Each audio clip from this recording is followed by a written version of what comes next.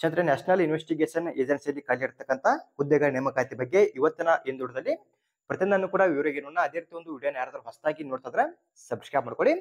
ಈ ಒಂದು NIA ದಲ್ಲಿ ಖಾಲಿ ಇರತಕ್ಕಂತ ಈ ಒಂದು ಹುದ್ದೆಗಳಿಗೆ ಸಂಬಂಧಪಟ್ಟಂತೆ ಈ ಒಂದು ನೋಟಿಫಿಕೇಶನ್ ಯಾವಾಗ ಬಿಡುಗಡೆ ಮಾಡಿದಾರೆ ಅಂದ್ರೆ 11 ನವೆಂಬರ್ 2024ಕ್ಕ ಇದು ನೋಟಿಫಿಕೇಶನ್ ಆಗಿರುತ್ತೆ. ಈ ಒಂದು ಹುದ್ದೆಗಳಿಗೆ ಸಂಬಂಧಪಟ್ಟಂತೆ ನೀವು ಇಲ್ಲಿ ಈ ಒಂದು ಡೇಟ್ ಇಂದ ಅರ್ಜಿನ ಸಲ್ಲಿಸಬಹುದು. ಇನ್ನು ಇಲ್ಲಿ ಖಾಲಿ ಇರತಕ್ಕಂತ ಹುದ್ದೆಗಳು ಯಾವ ಇರ್ತವೆ ಮತ್ತೆ ಇಲ್ಲಿ ಖಾಲಿ ಇರತಕ್ಕಂತ ಹುದ್ದೆಗಳಿಗೆ ಸಂಬಂಧಪಟ್ಟಂತೆ ಯಾರೆಲ್ಲ ಅರ್ಜಿನ ಸಲ್ಲಿಸಬಹುದು, ಜೊತೆಗೆ ಇನ್ನಿತರ ಮಾಹಿತಿ ಬಗ್ಗೆ ನಾವಿಲ್ಲಿ ಪ್ರತಿಯೊಂದನ್ನು ಕೂಡ ಈಗ ಇವರಿಗೆ ನೋಡ್ತಾ ಹೋಗೋಣ. ಇಲ್ಲಿ ಮೊದಲಿಗೆ ಇಲ್ಲಿ ಖಾಲಿ ಇರತಕ್ಕಂತ ಹುದ್ದೆಗಳ ಬಗ್ಗೆ ಅವರು ಮಾಹಿತಿಯನ್ನ ಕೊಟ್ಟಿರ್ತಾರೆ. ಯಾವ ರೀತಿ ಆದಂತ ಹುದ್ದೆಗಳು ಖಾಲಿವೆ ಮತ್ತೆ ಇಲ್ಲಿ ಎಷ್ಟೆಷ್ಟು ವೇಕೆನ್ಸಿಗಳು ಖಾಲಿ ಇದಾವೆ ಅದ್ರ ಬಗ್ಗೆ ಮಾಹಿತಿಯನ್ನು ಅವರು ಕೊಟ್ಟಿರ್ತಕ್ಕಂಥದ್ದು. ಇಲ್ಲಿ ಮೊದಲಿಗೆ ಇನ್ಸ್ಪೆಕ್ಟರ್ ಅಂತ ಕೊಟ್ಟಿರ್ತಾರೆ, ಇದು ಹುದ್ದೆ ಆಗಿರುತ್ತೆ. ಈ ಒಂದು ಇನ್ಸ್ಪೆಕ್ಟರ್ ಹುದ್ದೆಗೆ ಸಂಬಂಧಪಟ್ಟಂತೆ ಟೋಟಲ್ ಆಗಿ 55 ಹುದ್ದೆಗಳು ಖಾಲಿ ಇರ್ತವ. ಈ ಒಂದು ಪೋಸ್ಟ್ ಬಂದ್ಬಿಟ್ಟು ಆಲ್ ಇಂಡಿಯಾ ಬೇಸ್ ಅಲ್ಲಿ ಖಾಲಿ ಇರುತ್ತೆ. ಇನ್ನ ಎರಡನೇದಾಗಿ ಸಬ್ ಇನ್ಸ್ಪೆಕ್ಟರ್ ಹುದ್ದೆಗೆ ಸಂಬಂಧಪಟ್ಟಂತೆ ಟೋಟಲ್ ಆಗಿ 64 ಹುದ್ದೆಗಳನ್ನ ಕೊಟ್ಟಿರ್ತಾರೆ. ಇನ್ನಲ್ಲಿ ಮುಂದ್ಗಡೆ ಅವರು ಪೇ ಸ್ಕೇಲ್ ಕೂಡ ಕೊಟ್ಟಿದ್ದಾರೆ. ಲೆವೆಲ್ 6 ಅಲ್ಲಿ ಪೇ ಸ್ಕೇಲ್ ಸಿಗುತ್ತೆ. ಇನ್ನ ಇನ್ಸ್ಪೆಕ್ಟರ್ ಹುದ್ದೆಗೆ ಸಂಬಂಧಪಟ್ಟಂತೆ ಲೆವೆಲ್ 7 ಅಲ್ಲಿ ಪೇ ಸ್ಕೇಲ್ ಸಿಗುತ್ತದೆ. ಇನ್ನ ಇಲ್ಲಿ ನಂತರ ಮೂರನೇದಾಗಿ ಅಸಿಸ್ಟೆಂಟ್ ಸಬ್ ಇನ್ಸ್ಪೆಕ್ಟರ್ ಹುದ್ದೆಗೆ ಸಂಬಂಧಪಟ್ಟಂತೆ ಟೋಟಲ್ ಆಗಿ 40 ಹುದ್ದೆಗಳು ಖಾಲಿ ಇರ್ತವ. ಈ ಒಂದು ಹುದ್ದೆಗೆ ಸಂಬಂಧಪಟ್ಟಂತೆ ಲೆವೆಲ್ 5 ಅಲ್ಲಿ ಸ್ಯಾಲರಿ ಸಿಗುತ್ತೆ. ಇನ್ನ ಹೆಡ್ ಕಾನ್ಸ್ಟೇಬಲ್ ಹುದ್ದೆಗೆ ಸಂಬಂಧಪಟ್ಟಂತೆ 5 ಹುದ್ದೆಗಳು ಖಾಲಿ ಇದ್ದು ಈ ಒಂದು ಹುದ್ದೆಗೆ ಸಂಬಂಧಪಟ್ಟಂತೆ ಲೆವೆಲ್ 4 ಅಲ್ಲಿ ಸ್ಯಾಲರಿನೂ ಕೂಡ ಸಿಗತಕ್ಕಂಥದ್ದು. ನೀವು ಇಲ್ಲಿ ಯಾವ ಒಂದು ಹುದ್ದೆಗೆ ಸಂಬಂಧಪಟ್ಟಂತೆ ಅರ್ಜಿನ ಸಲ್ಲಿಸಬೇಕಂತ ಅನ್ಕೊಂಡಿರ್ತೀರಿ, ಇಲ್ಲಿ ಕೆಳಗಡೆ ಕೊಟ್ಟಿರತಕ್ಕಂತ ಒಂದು ಕ್ವಾಲಿಫಿಕೇಶನ್ ಜೊತೆಗೆ ಎಕ್ಸ್ಪೀರಿಯನ್ಸ್ ಜೊತೆಗೆ ಇನ್ನಿತರ ಮಾಹಿತಿ ಬಗ್ಗೆ ನೀವು ಇಲ್ಲಿ ಸರಿಯಾಗಿ ಚೆಕ್ ಮಾಡ್ಕೊಂಡು ಅರ್ಜಿನ ಸಲ್ಲಿಸಬಹುದು. ಇನ್ನ ಇಲ್ಲಿ ಖಾಲಿ ಇರತಕ್ಕಂತ ಹುದ್ದೆಗಳಿಗೆ ಸಂಬಂಧಪಟ್ಟಂತೆ ನೀವು ಇಲ್ಲಿ ಆಫ್ಲೈನ್ ಮೂಲಕ ಅಪ್ಲಿಕೇಶನ್ ಹಾಕಬೇಕು. ಅಂದ್ರೆ ಒಂದು ಅಪ್ಲಿಕೇಶನ್ ಫಾರ್ಮ್ ಇರುತ್ತಾ, ಒಂದು ಅಪ್ಲಿಕೇಶನ್ ಫಾರ್ಮ್ ಅನ್ನ ಫಿಲ್ಅಪ್ ಮಾಡಿ ಇಲ್ಲಿ ಕೆಳಗಡೆ ಕೊಟ್ಟಿರತಕ್ಕಂತ ಈ ಒಂದು ವಿಳಾಸಕ್ಕೆ ನೀವು ಇಲ್ಲಿ ನಿಮ್ಮ ಅಪ್ಲಿಕೇಶನ್ ನ ಸೆಂಡ್ ಮಾಡಬೇಕಾಗತ್ತೆ. ಇನ್ನ ಇಲ್ಲಿ ಅರ್ಜಿ ಸಲ್ಲಿಸುವ ಒಂದು ಕೊನೆಯ ದಿನಾಂಕ ಬಂದ್ಬಿಟ್ಟು ಅಂದ್ರೆ ಒಂದು ನೋಟಿಫಿಕೇಶನ್ ಆಗಿದೆಲ್ಲ ಆ ಒಂದು ಡೇಟ್ ಇಂದ 45 ದಿನ ತನಕ ನೀವು ಅಪ್ಲಿಕೇಶನ್ ಹಾಕಬಹುದು. ಅಂದ್ರೆ ಎಲ್ಲಿವರೆಗೆ ಅಪ್ಲಿಕೇಶನ್ ಹಾಕಬಹುದು ಅಂದ್ರೆ 24 ಡಿಸೆಂಬರ್ 2024 ತನಕ ನೀವು ಇಲ್ಲಿ ಅಪ್ಲಿಕೇಶನ್ ಹಾಕಬಹುದು. ಇನ್ನು ಇಲ್ಲಿ ಖಾಲಿ ಇರತಕ್ಕಂತ ಹುದ್ದೆಗಳಿಗೆ ಸಂಬಂಧಪಟ್ಟಂತೆ ಯಾರೆಲ್ಲ ಅರ್ಜಿನ ಸಲ್ಲಿಸಬಹುದು ಮತ್ತೆ ಅರ್ಜಿನ ಸಲ್ಲಿಸೋದಕ್ಕೆ ಬೇಕಾಗಿರ್ತಕ್ಕಂಥ ಒಂದು ಎಜುಕೇಶನ್ ಕ್ವಾಲಿಫಿಕೇಶನ್, ಎಕ್ಸ್ಪೀರಿಯನ್ಸ್ ಜೊತೆಗೆ ಇನ್ನಿತರ ಮಾಹಿತಿ ಬಗ್ಗೆ ನಾವು ಇಲ್ಲಿ ಪ್ರತಿಯೊಂದನ್ನು ಕೂಡ ಈಗ ಇವರಿಗೆ ನೋಡ್ತಾ ಹೋಗೋಣ. ಇಲ್ಲಿ ಕೆಳಗಡೆ ಅವರು ಸಪರೇಟ್ ಆಗಿ ಆ ಒಂದು ಕ್ವಾಲಿಫಿಕೇಶನ್ ಬಗ್ಗೆ ಮಾಹಿತಿಯನ್ನ ಕೊಟ್ಟಿರ್ತಾರೆ. ಇನ್ನ ಅರ್ಜಿನ ಯಾರೆಲ್ಲ ಸಲ್ಲಿಸ್ತಾ ಇರ್ತೀರಿ, ನೀವು ಇಲ್ಲಿ ಅಪ್ಲಿಕೇಶನ್ ಹಾಕುವಾಗ ಒಂದು ಅಪ್ಲಿಕೇಶನ್ ಫಾರಂ ಜೊತೆಗೆ ಯಾವ ಒಂದು ಡಾಕ್ಯುಮೆಂಟ್ಸ್ ಗಳನ್ನ ಅಟ್ಯಾಚ್ ಮಾಡ್ಬೇಕಂತ ಕೂಡ ಮಾಹಿತಿಯನ್ನ ಕೊಟ್ಟಿರ್ತಾರೆ. ಯಾರೆಲ್ಲ ಅರ್ಜಿನ ಸಲ್ಲಿಸ್ತಾ ಇರ್ತೀರಿ ಇಲ್ಲಿ ಕೊಟ್ಟಿರ್ತಕ್ಕಂತ ಎಲ್ಲಾ ದಾಖಲಾತಿಗಳನ್ನು ಕೂಡ ಒಂದ್ ಸೆಟ್ ಜೆರಾಕ್ಸ್ ಮಾಡಿಸ್ಕೊಂಡು ನಿಮ್ಮ ಅಪ್ಲಿಕೇಶನ್ ಫಾರಂ ಜೊತೆಗೆ ಅಟ್ಯಾಚ್ ಮಾಡ್ಕೊಂಡು ಇಲ್ಲಿ ಅಪ್ಲಿಕೇಶನ್ ಹಾಕಬಹುದು. ಇವಾಗ ಮೇನ್ ಆಗಿ ನಾವಿಲ್ಲಿ ಅರ್ಜಿನ ಸಲ್ಲಿಸೋದಕ್ಕೆ ಯಾವ ರೀತಿ ಎಜುಕೇಶನ್ ಕ್ವಾಲಿಫಿಕೇಶನ್, ಎಕ್ಸ್ಪೀರಿಯನ್ಸ್ ಯಾವ ರೀತಿ ಆಗಿರ್ಬೇಕಂತ ಮಾಹಿತಿಯನ್ನ ನೋಡ್ತಾ ಹೋಗೋಣ. ಇಲ್ಲಿ ಕೂಡ ಅವರು ಒಂದು ಪೋಸ್ಟ್ ವೈಸ್ ಆ ಒಂದು ಮಾಹಿತಿ ಬಗ್ಗೆ ಕೊಟ್ಟಿರ್ತಾರೆ. ಇಲ್ಲಿ ಇನ್ಸ್ಪೆಕ್ಟರ್ ಹುದ್ದೆಗೆ ಸಂಬಂಧಪಟ್ಟಂತೆ ನೋಡ್ತಾ ಹೋದ್ರ ಇಲ್ಲಿ ಇದಕ್ಕೂ ಮುಂಚೆ ನಿಮಗೆ ಹೇಳಿದ್ರೆ ಟೋಟಲ್ ಆಗಿ 55 ಹುದ್ದೆಗಳು ಖಾಲಿ ಇರ್ತವ ಈ ಒಂದು ಪೋಸ್ಟ್ಗೆ. ಇನ್ನ ಈ ಒಂದು ಪೋಸ್ಟ್ ಬಂದ್ಬಿಟ್ಟು ಗ್ರೂಪ್ ಬಿ ಗೆ ಸಂಬಂಧಪಟ್ಟಂತ ಪೋಸ್ಟ್ ಆಗಿರುತ್ತೆ. ಇನ್ನ ಸ್ಯಾಲರಿ ಬಂದ್ಬಿಟ್ಟು 44,900 ರೂಪಾಯಿಂದ 1,42,400 ರೂಪಾಯಿ ತನಕ ಸ್ಯಾಲರಿ ಸಿಗುತ್ತೆ. ಇದು ಪೇ ಸ್ಕೇಲ್ ಆಗಿರುತ್ತೆ.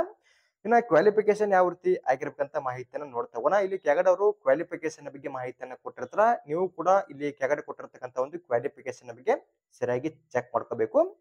ಇಲ್ಲಿ ಮೊದಲಾಗಿ ಎಜುಕೇಶನ್ ಕ್ವಾಲಿಫಿಕೇಶನ್ ಬಗ್ಗೆ ತಿಳಿಸ್ತೀನಿ. ಅದಾದ್ಮೇಲೆ ಇಲ್ಲಿ ಖಾಲಿ ಇರತಕ್ಕಂತ ಹುದ್ದೆಗಳಿಗೆ ಸಂಬಂಧಪಟ್ಟಂತೆ ಯಾರೆಲ್ಲ ಅರ್ಜಿನ ಸಲ್ಲಿಸಬಹುದು ಅಂತ ಮಾಹಿತಿಯನ್ನ ತಿಳಿಸಿಕೊಡ್ತೀನಿ. ಇಲ್ಲಿ ಈ ಒಂದು ಹುದ್ದೆಗೆ ಸಂಬಂಧಪಟ್ಟಂತೆ ಅರ್ಜಿನ ಸಲ್ಲಿಸೋದಕ್ಕೆ ಬೇಕಾಗಿರ್ತಕ್ಕಂಥ ಒಂದು ಎಜುಕೇಶನ್ ಕ್ವಾಲಿಫಿಕೇಶನ್ ಬಂದ್ಬಿಟ್ಟು ಬ್ಯಾಚುಲರ್ ಡಿಗ್ರಿ ಆಗಿರ್ತಕ್ಕಂಥವ್ರು ಅಪ್ಲಿಕೇಶನ್ ಹಾಕಬಹುದು. ಅಂದ್ರೆ ನಿಮ್ದು ಯಾವುದೇ ಪದವಿ ಪಾಸ್ ಆಗಿದ್ರೆ ಸಾಕು ಈ ಒಂದು ಹುದ್ದೆಗೆ ಸಂಬಂಧಪಟ್ಟಂತೆ ನಿಮಗೆ ಅರ್ಜಿನ ಸಲ್ಲಿಸಬಹುದು. ಇದು ಎಜುಕೇಶನ್ ಕ್ವಾಲಿಫಿಕೇಶನ್ ಆಯ್ತು. ಇದು ಮೊದಲದಾಗಿ.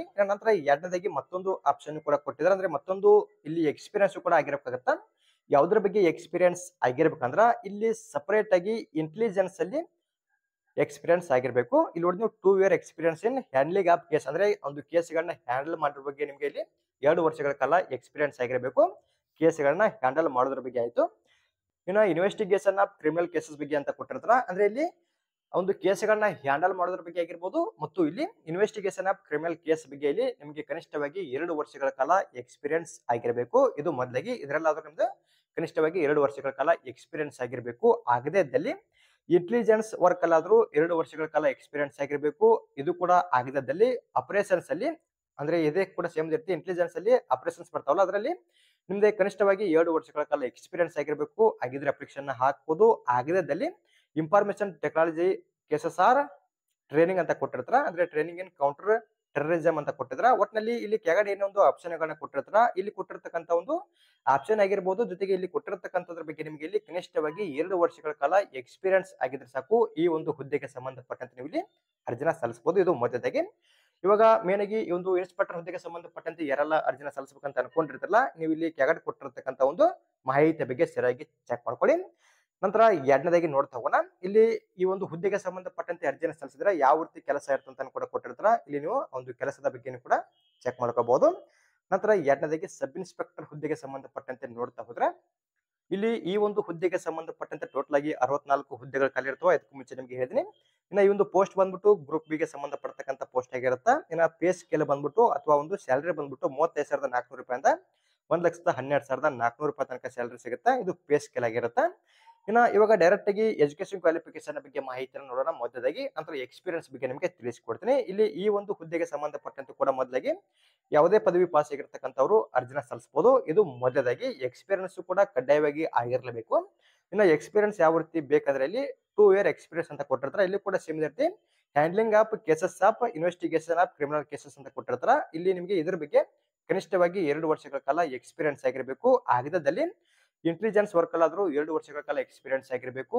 ಆಗಿದ್ದಲ್ಲಿ ಆಪರೇಷನ್ಸ್ ಅಲ್ಲಿ 2 ವರ್ಷಗಳ ಕಾಲ ಎಕ್ಸ್ಪೀರಿಯನ್ಸ್ ಆಗಿರಬೇಕು. ಇದು ಕೂಡ ಆಗಿದ್ದಲ್ಲಿ ಇನ್ಫಾರ್ಮೇಶನ್ ಟೆಕ್ನಾಲಜಿ ಕೇಸಸ್ ಅಂತ ಕೊಟ್ಟಿರ್ತಾರೆ. ಇದರಲ್ಲಾದ್ರೂ ನಿಮ್ದು ಕನಿಷ್ಠವಾಗಿ 2 ವರ್ಷಗಳ ಕಾಲ ಎಕ್ಸ್ಪೀರಿಯನ್ಸ್ ಆಗಿರಬೇಕು. ಇಲ್ಲೂ ಕೂಡ ಆಗಿದ್ದಲ್ಲಿ ಟ್ರೈನಿಂಗ್ ಇನ್ ಕೌಂಟರ್ ಟೆರರಿಸಂ ಅಂತ ಕೊಟ್ಟಿರ್ತಾರಲ್ಲ, ಇಲ್ಲಾದ್ರೂ ಕನಿಷ್ಠವಾಗಿ 2 ವರ್ಷಗಳ ಕಾಲ experience ಆಗಿರ್ಬೇಕಾಗತ್ತ.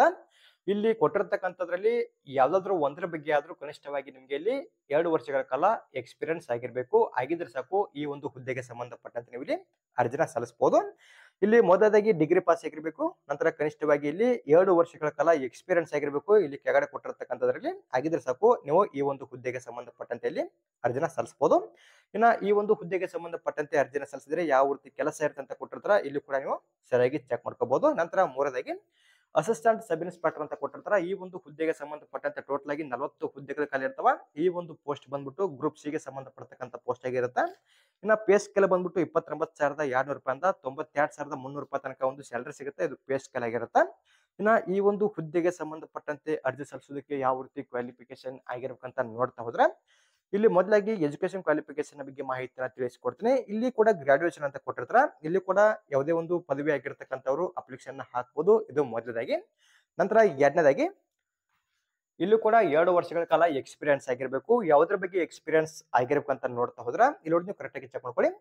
Field of investigation of criminal cases ಬಗ್ಗೆ ನಿಮಗೆ ಇಲ್ಲಿ ಕನಿಷ್ಠವಾಗಿ 2 ವರ್ಷಗಳ ಕಾಲ ಎಕ್ಸ್ಪೀರಿಯನ್ಸ್ ಆಗಿರಬೇಕು. ಆಗದೇ ಇದ್ದಲ್ಲಿ ಇಂಟೆಲಿಜೆನ್ಸ್ ವರ್ಕ್ ಆದ್ರೂ 2 ವರ್ಷಗಳ ಕಾಲ ಎಕ್ಸ್ಪೀರಿಯನ್ಸ್ ಆಗಿರಬೇಕು. ಇದು ಕೂಡ ಆಗದೇ ಇದ್ದಲ್ಲಿ ಆಪರೇಷನ್ಸ್ ಬಗ್ಗೆ ಎಕ್ಸ್ಪೀರಿಯನ್ಸ್ ಆಗಿರಬೇಕು. ಇದು ಕೂಡ ಆಗದೇ ಇದ್ದಲ್ಲಿ ಇನ್ಫಾರ್ಮೇಶನ್ ಟೆಕ್ನಾಲಜಿ ಮ್ಯಾನೇಜ್ಮೆಂಟ್ ಬಗ್ಗೆ ಆದ್ರೂ ನಿಮ್ಮಲ್ಲಿ ಕನಿಷ್ಠವಾಗಿ 2 ವರ್ಷಗಳ ಕಾಲ ಎಕ್ಸ್ಪೀರಿಯನ್ಸ್ ಆಗಿದ್ರೆ ಸಾಕು ನೀವು ಕೂಡ ಈ ಒಂದು ಹುದ್ದೆಗೆ ಸಂಬಂಧಪಟ್ಟಂತೆ ಇಲ್ಲಿ ಅರ್ಜಿನ ಸಲ್ಲಿಸಬಹುದಾಗಿರುತ್ತೆ. ಇದು ಈ ಒಂದು ಹುದ್ದೆಗೆ ಸಂಬಂಧಪಟ್ಟಂತೆ ಇಲ್ಲಿ ಯಾರೆಲ್ಲ ಅರ್ಜಿನ ಸಲ್ಲಿಸಬೇಕಂತ ಅನ್ಕೊಂಡಿರ್ತೀರಿ ನೀವು ಕೂಡ ಇಲ್ಲಿ ಕೊಟ್ಟಿರ್ತಕ್ಕಂಥ ಒಂದು ಎಜುಕೇಶನ್ ಕ್ವಾಲಿಫಿಕೇಶನ್ ಮತ್ತು ಎಕ್ಸ್ಪೀರಿಯನ್ಸ್ ಬಗ್ಗೆ ಮಾಹಿತಿನ ಚೆಕ್ ಮಾಡ್ಕೊಳ್ಳಿ. ಇನ್ನ ಈ ಒಂದು ಹುದ್ದೆಗೆ ಸಂಬಂಧಪಟ್ಟಂತೆ ಅರ್ಜಿ ಸಲ್ಲಿಸಿದರೆ ಯಾವ ರೀತಿ ಕೆಲಸ ಇರುತ್ತೆ ಅಂತ ಕೊಟ್ಟಿರ್ತಾರೆ ಇಲ್ಲಿ ಕೂಡ ನೀವು ಚೆಕ್ ಮಾಡ್ಕೋಬಹುದು. ಇನ್ನ ಕೊನೆದಾಗಿ ಬಂದ್ಬಿಟ್ಟು ಹೆಡ್ ಕಾನ್ಸ್ಟೇಬಲ್ ಹುದ್ದೆಗೆ ಸಂಬಂಧಪಟ್ಟಂತೆ ನೋಡ್ತಾ ಹೋದ್ರ ಇಲ್ಲಿ ಟೋಟಲ್ ಆಗಿ 5 ಹುದ್ದೆಗಳ ಖಾಲಿ ಇರ್ತಾವ ಈ ಒಂದು ಪೋಸ್ಟ್ ಗೆ. ಇದು ಕೂಡ ಗ್ರೂಪ್ ಸಿ ಗೆ ಸಂಬಂಧಪಟ್ಟತಕ್ಕಂಥ ಪೋಸ್ಟ್ ಆಗಿರುತ್ತೆ. ಇನ್ನ ಪೇ ಸ್ಕೇಲ್ ಬಂದ್ಬಿಟ್ಟು 25,500 ರೂಪಾಯಿಂದ 81,700 ರೂಪಾಯಿ ತನಕ ಪೇ ಸ್ಕೇಲ್ ಇರುತ್ತೆ, ಅಂದ್ರೆ ಸ್ಯಾಲರಿ ಇರುತ್ತೆ. ಇನ್ನ ಈ ಒಂದು ಹುದ್ದೆಗೆ ಸಂಬಂಧಪಟ್ಟಂತೆ ಅರ್ಜಿ ಸಲ್ಲಿಸೋದಕ್ಕೆ ಯಾವ ರೀತಿ ಕ್ವಾಲಿಫಿಕೇಶನ್ ಆಗಿರ್ಬೇಕಂತ ನೋಡ್ತಾ ಹೋಗೋಣ. ಇಲ್ಲಿ ಕೂಡ ನೀವು ಸರಿಯಾಗಿ ಚೆಕ್ ಮಾಡ್ಕೊಳ್ಳಿ. Holding analysis post on regular basis in the parent ಕಾರ್ಡೆ ಅಥವಾ ಡಿಪಾರ್ಟ್ಮೆಂಟ್ ಅಂತ ಕೊಟ್ಟಿರ್ತಾರ. ಇದು ಮೊದಲಾಗಿ ಇದು ಒಂದು ಪೋಸ್ಟ್ ಆಗಿರುತ್ತೆ. ಅನಾಲಿಸಿಸ್ ಅಂತ ಕೊಟ್ಟಿರ್ತಾರಲ್ಲ ಇದು ಪೋಸ್ಟ್ ಆಗಿರುತ್ತೆ. ಈ ಒಂದು ಹುದ್ದೆಯನ್ನ ನೀವು ಅಥವಾ ಇವಾಗ ರೆಗ್ಯುಲರ್ ಆಗಿ ಈ ಒಂದು ಪೋಸ್ಟ್ ಅಲ್ಲಿ ನೀವು ಕೆಲಸವನ್ನ ಮಾಡ್ತಾ ಇರಬೇಕು. ಅದು ಕೂಡ ಎಲ್ಲಿ ಮಾಡ್ತಾ ಇರ್ಬೇಕಂದ್ರ ಪೇರೆಂಟ್ ಕಾರ್ಡ್ ಎಲ್ಲಾದ್ರೂ ನಡೆಯುತ್ತಾ ಇಲ್ಲದಲ್ಲಿ ಯಾವುದೇ ಒಂದು ಡಿಪಾರ್ಟ್ಮೆಂಟ್ ಅಲ್ಲಿ ಕೂಡ ನೀವು ರೆಗ್ಯುಲರ್ ಆಗಿ ಈ ಒಂದು ಕೆಲಸವನ್ನ ಮಾಡ್ತಾ ಇರಬೇಕು. ಇದು ಮೊದಲಾಗಿ. ಇನ್ನ ಮತ್ತು ಅಂತ ಕೊಟ್ಟಿರ್ತಾರ. ಇಲ್ಲಿ ನೋಡಿ ಮತ್ತು ಅಂತ ಕೊಟ್ಟು ಇಲ್ಲಿ processing the minimum education qualification ಅಂತ ಕೊಟ್ಟಿದ್ರ. ಇಲ್ಲಿ PUC ಪಾಸ್ ಆಗಿರ್ಬೇಕಂತ ಕೂಡ ಅವರು ಮಾಹಿತಿಯನ್ನ ಕೊಟ್ಟಿರ್ತಕ್ಕಂಥದ್ದು. ಇಲ್ಲಿ ಕೊಟ್ಟಿರ್ತಕ್ಕಂಥ ಒಂದು ಕ್ವಾಲಿಫಿಕೇಶನ್ ಬಗ್ಗೆ ನೀವು ಸರಿಯಾಗಿ ಚೆಕ್ ಮಾಡ್ಕೋಬೇಕು.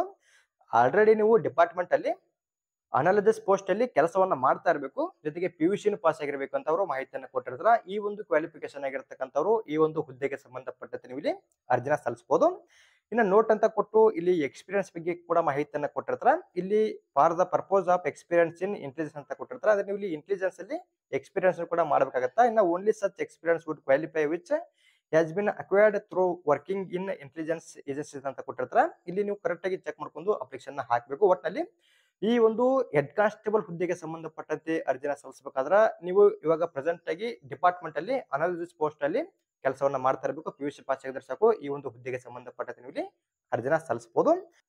ಹೆಡ್ ಕಾನ್ಸ್ಟೇಬಲ್ ಹುದ್ದೆಗೆ ಸಂಬಂಧಪಟ್ಟಂತೆ ಯಾರೆಲ್ಲ ಅರ್ಜಿನ ಸಲ್ಲಿಸಬೇಕಂತ ಅನ್ಕೊಂಡಿರ್ತೀರಿ ಇಲ್ಲಿ ಕೊಟ್ಟಿರ್ತಕ್ಕಂತ ಒಂದು ಕ್ವಾಲಿಫಿಕೇಶನ್ ಬಗ್ಗೆ ಸರಿಯಾಗಿ ಚೆಕ್ ಮಾಡ್ಕೊಂಡು ಅರ್ಜಿನ ಸಲ್ಲಿಸಬಹುದು. ಇಲ್ಲಿ ಈ ಒಂದು ಹುದ್ದೆಗೆ ಸಂಬಂಧಪಟ್ಟಂತೆ ಅರ್ಜಿ ಸಲ್ಲಿಸಿದ್ರೆ ಯಾವ ರೀತಿ ಕೆಲಸ ಇರ್ತಂತ ಕೂಡ ಕೊಟ್ಟಿರ್ತಾರ. ಇಲ್ಲಿ ಕೊಟ್ಟಿರ್ತಕ್ಕಂತ ಒಂದು ವರ್ಕಿಂಗ್ ಬಗ್ಗೆನೂ ಕೂಡ ನೀವು ತಿಳ್ಕೊಬಹುದು. ಇನ್ನ ಇಲ್ಲಿ ಕೆಳಗಡೆ ಅಪ್ಲಿಕೇಶನ್ ಫಾರ್ಮ್ ಅನ್ನ ಕೊಟ್ಟಿರ್ತಾರೆ. ಒಂದು ಅಪ್ಲಿಕೇಶನ್ ಫಾರ್ಮ್ ಅನ್ನ ಪ್ರಿಂಟ್ ತಗೊಂಡು ನೀವು ಇಲ್ಲಿ ಕರೆಕ್ಟ್ ಆಗಿ ನೀಟ್ನೆಸ್ ಆಗಿ ಫಿಲ್ಅಪ್ ಮಾಡ್ಕೊಂಡು ಡೈರೆಕ್ಟ್ ಆಗಿ ಇಲ್ಲಿ ಅಪ್ಲಿಕೇಶನ್ ಹಾಕಬಹುದು. ಇನ್ನ ಎಲ್ಲಿವರೆಗೆ ಅಪ್ಲಿಕೇಶನ್ ಹಾಕೋದಕ್ಕೆ ಅವಕಾಶ ಇದೆ ಮತ್ತೆ ಅರ್ಜಿನ ಸಲ್ಲಿಸಬೇಕಾದ್ರೆ ಯಾವ ಒಂದು ಡಾಕ್ಯುಮೆಂಟ್ಸ್ ಗಳನ್ನ ಅಟ್ಯಾಚ್ ಮಾಡ್ಬೇಕಂತ ಮೇಲ್ಗಡೆಯಲ್ಲಿ ಕೊಟ್ಟಿದ್ದಾರೆ. ಇಲ್ಲಿ ಕೊಟ್ಟಿರ್ತಕ್ಕಂಥ ಒಂದು ಡಾಕ್ಯುಮೆಂಟ್ಸ್ ಗಳನ್ನ ನೀವು ಅಟ್ಯಾಚ್ ಮಾಡ್ಕೊಂಡು ಈಸಿಯಾಗಿ ಇಲ್ಲಿ ಅರ್ಜಿನ ಸಲ್ಲಿಸಬಹುದಾಗಿರುತ್ತಾ. ಇನ್ನ ಇಲ್ಲಿ ಮತ್ತೊಂದು ಮಾಹಿತಿ ಮೇನ್ ಆಗಿ ಈ ಒಂದು ನ್ಯಾಷನಲ್ ಇನ್ವೆಸ್ಟಿಗೇಷನ್ ಏಜೆನ್ಸಿಯಲ್ಲಿ ಖಾಲಿ ಇರತಕ್ಕಂತ ಒಂದು ಹುದ್ದೆಗಳಿಗೆ ಸಂಬಂಧಪಟ್ಟಂತೆ ಯಾರೆಲ್ಲ ಅರ್ಜಿನ ಸಲ್ಲಿಸಬಹುದು ಅಂದ್ರೆ ಇಲ್ಲಿ ಹೊಸದಾಗಿ ಅರ್ಜಿನ ಸಲ್ಲಿಸೋರಿಗೆ ಸಂಬಂಧಪಟ್ಟಂತೆ ಯಾವುದೇ ರೀತಿ ಅವಕಾಶ ಇರಂಗಿಲ್ಲ. ಅಂದ್ರೆ ಇವಾಗ ಆಲ್ರೆಡಿ ಯಾರೆಲ್ಲ ಡಿಪಾರ್ಟ್ಮೆಂಟ್ ಅಲ್ಲಿ ಕೆಲಸವನ್ನ ಮಾಡ್ತಾ ಇರ್ತಾರ ಅವರಿಗೆ ಸಂಬಂಧಪಟ್ಟಂತೆ ಒಂದು ಹುದ್ದೆಗಳ ಖಾಲಿ ಇರ್ತಕ್ಕಂಥದ್ದು. ಅಂದ್ರೆ ಕೆಲಸವನ್ನ ಮಾಡ್ತಾ ಇರ್ಬೋದು ಅಥವಾ ಕೆಲಸವನ್ನ ಬಿಟ್ಟಿರ್ಬೋದು, ಆದ್ರೂ ಕೂಡ ಇಲ್ಲಿ ವರ್ಕ್ ಎಕ್ಸ್ಪೀರಿಯನ್ಸ್ ಅನ್ನ ಕೇಳ್ತಾರ. ನಿಮ್ದು ಏನಾದ್ರು ವರ್ಕ್ ಎಕ್ಸ್ಪೀರಿಯನ್ಸ್ ಆಗಿದ್ರೆ ನೀವು ಕೂಡ ಇಲ್ಲಿ ಅಪ್ಲಿಕೇಶನ್ ಹಾಕಬಹುದು. ಜೊತೆಗೆ ಒಂದು ಎಜುಕೇಶನ್ ಕ್ವಾಲಿಫಿಕೇಶನ್ ಕೂಡ ಆಗಿರಲೇಬೇಕಾಗತ್ತೆ. ಒಂದು ಎಜುಕೇಶನ್ ಕ್ವಾಲಿಫಿಕೇಶನ್ ಮತ್ತು ಎಕ್ಸ್ಪೀರಿಯನ್ಸ್ ಆಗಿದ್ರೆ ಸಾಕು ಇಲ್ಲಿ ನೀವು ಅಪ್ಲಿಕೇಶನ್ ಹಾಕಬಹುದು. ಇಲ್ಲಿ ನಾನು ಇವಾಗ ಹೇಳ್ತಕ್ಕಂಥ ಒಂದು ಮಾಹಿತಿಗಳ ಬಗ್ಗೆ ಸರಿಯಾಗಿ ಚೆಕ್ ಮಾಡ್ಕೊಳ್ಳಿ. ನಿಮ್ದೇನಾದ್ರೂ ಒಂದು ಕ್ವಾಲಿಫಿಕೇಶನ್ ಎಕ್ಸ್ಪೀರಿಯನ್ಸ್ ಆಗಿದ್ರೆ ಸಾಕು ಈಸಿಯಾಗಿ ನೀವು ಇಲ್ಲಿ ಅಪ್ಲಿಕೇಶನ್ ಹಾಕಬಹುದು. ಈ ಒಂದು ಹುದ್ದೆಗಳಿಗೆ ಸಂಬಂಧಪಟ್ಟಂತೆ ಯಾರೆಲ್ಲ ಅರ್ಜಿನ ಸಲ್ಲಿಸಬಹುದು ಮತ್ತೆ ಅರ್ಜಿನ ಸಲ್ಲಿಸೋದಕ್ಕೆ ಯಾವ ರೀತಿ ಕ್ವಾಲಿಫಿಕೇಶನ್ ಆಗಿರಬೇಕು, ಎಕ್ಸ್ಪೀರಿಯನ್ಸ್ ಯಾವ ರೀತಿ ಆಗಿರಬೇಕು, ಎಲ್ಲಿವರೆಗೆ ಅಪ್ಲಿಕೇಶನ್ ಹಾಕಬಹುದು, ಯಾವ ರೀತಿ ಅಪ್ಲಿಕೇಶನ್ ಹಾಕಬೇಕು ಅದರ ಬಗ್ಗೆ ಪ್ರತಿಯೊಂದು ಮಾಹಿತಿಯನ್ನು ಕೂಡ ತಿಳಿಸಿಕೊಡ್ತೀನಿ. ಈ ಒಂದು ನೋಟಿಫಿಕೇಶನ್ ಬಗ್ಗೆ ವಿಡಿಯೋ ಮಾಡಿ ಅಂತ ಕಮೆಂಟ್ ಅನ್ನ ಮಾಡ್ತಾ ಇದ್ರೆ ಅದಕ್ಕೋಸ್ಕರ ಈ ಒಂದು ವಿಡಿಯೋನ ಮಾಡಿದ್ದೀನಿ. ಯಾಕಂದ್ರೆ ಇಲ್ಲಿ ಹೊಸದಾಗಿ ಅರ್ಜಿನ ಸಲ್ಲಿಸೋರಿಗೆ ಸಂಬಂಧಪಟ್ಟಂತೆ ಯಾವುದೇ ರೀತಿ ಅವಕಾಶ ಇಲ್ಲ, ಆದ್ರೂ ಕೂಡ ನೀವು ಕಮೆಂಟ್ ಅನ್ನ ಮಾಡ್ತಾ ಇದ್ರೆ ಅದಕ್ಕೋಸ್ಕರ ಇಂದು ವಿಡಿಯೋನ ಮಾಡಿದ್ದೀನಿ. ಕರೆಕ್ಟ್ ಆಗಿ ಇಲ್ಲಿ ಕೊಟ್ಟಿರ್ತಕ್ಕಂಥ ಕ್ವಾಲಿಫಿಕೇಶನ್ ಎಕ್ಸ್ಪೀರಿಯನ್ಸ್ ಅನ್ನ ಚೆಕ್ ಮಾಡ್ಕೊಂಡು ನೀವು ಇಲ್ಲಿ ಅರ್ಜಿನ ಸಲ್ಲಿಸಬಹುದು. ಎಲಿಜಿಬಲ್ ಆಗಿರ್ತಕ್ಕಂಥವರು ಪ್ರತಿಯೊಬ್ಬರು ಕೂಡ ಅಪ್ಲಿಕೇಶನ್ ಹಾಕಿ ಒಂದು ಫಾರ್ಮ್ ಅನ್ನ ನಾನು ನಮ್ಮ ಟೆಲಿಗ್ರಾಮ್ ಗ್ರೂಪ್ ಅಲ್ಲಿ ಕೊಟ್ಟಿರ್ತೀನಿ. ನಾ ಅಪ್ಲಿಕೇಶನ್ ಲಾಸ್ಟ್ ಡೇಟ್ ಬಂದ್ಬಿಟ್ಟು 24 ಡಿಸೆಂಬರ್ 2024 ತನಕ ಕಾಲಾವಕಾಶ ಇರುತ್ತೆ. ಈ ಒಂದು ದಿನಾಂಕದ ಒಳಗಡೆ ಇಲ್ಲಿ ಅಪ್ಲಿಕೇಶನ್ ಹಾಕಬಹುದು. ಯಾವ ಒಂದು ವಿಳಾಸಕ್ಕೆ ಅಪ್ಲಿಕೇಶನ್ ಹಾಕ್ಬೇಕಂದ್ರೆ ಇಲ್ಲಿ ಕೆಳಗಡೆ ಕೊಟ್ಟಿರ್ತಕ್ಕಂಥ ಈ ಒಂದು ವಿಳಾಸಕ್ಕೆ ನೀವು ನಿಮ್ಮ ಅಪ್ಲಿಕೇಶನ್ ಹಾಕಬಹುದು. ಕರೆಕ್ಟ್ ಆಗಿ ಇಲ್ಲಿ ಕೊಟ್ಟಿರ್ತಕ್ಕಂಥ ಇನ್ಫಾರ್ಮೇಶನ್ ಚೆಕ್ ಮಾಡ್ಕೊಳ್ಳಿ. ಇನ್ನ ಈ ಒಂದು ಹುದ್ದೆಗಳಿಗೆ ಸಂಬಂಧಪಟ್ಟಂತೆ ನಿಮ್ಗೆ ಏನಾದ್ರು ಡೌಟ್ ಇದ್ರೆ ಕಮೆಂಟ್ ಮಾಡಿ, ಅದರ ಬಗ್ಗೆ ಕೂಡ ನಿಮಗೆ ಮತ್ತಷ್ಟು ವಿವರವಾಗಿ ತಿಳಿಸಿಕೊಡ್ತೀನಿ. ಅದೇ ರೀತಿ ಒಂದು ಮಾಹಿತಿ ನಿಮಗೆ ಇಷ್ಟವಾದಲ್ಲಿ ನಮ್ಮ ಚಾನಲ್ನ ಸಬ್ಸ್ಕ್ರೈಬ್ ಮಾಡ್ಕೊಳ್ಳಿ, ಹಾಗೆ ಲೈಕ್ ಮಾಡ್ರಿ, ನಿಮ್ಮ ಸ್ನೇಹಿತರು ಕೂಡ ಶೇರ್ ಮಾಡಿ, ಅವರು ಕೂಡ ಇಲ್ಲಿ ಖಾಲಿ ಇರತಕ್ಕಂಥ ಒಂದು ಹುದ್ದೆಗಳಿಗೆ ಸಂಬಂಧಪಟ್ಟಂತೆ ಅರ್ಜಿನ ಸಲ್ಲಿಸಲಿ. ಅದೇ ರೀತಿ ಮತ್ತೆ ಮುಂದಿನ ವಿಡಿಯೋದಲ್ಲಿ ಭೇಟಿ ಆಗೋಣ. Thanks for watching.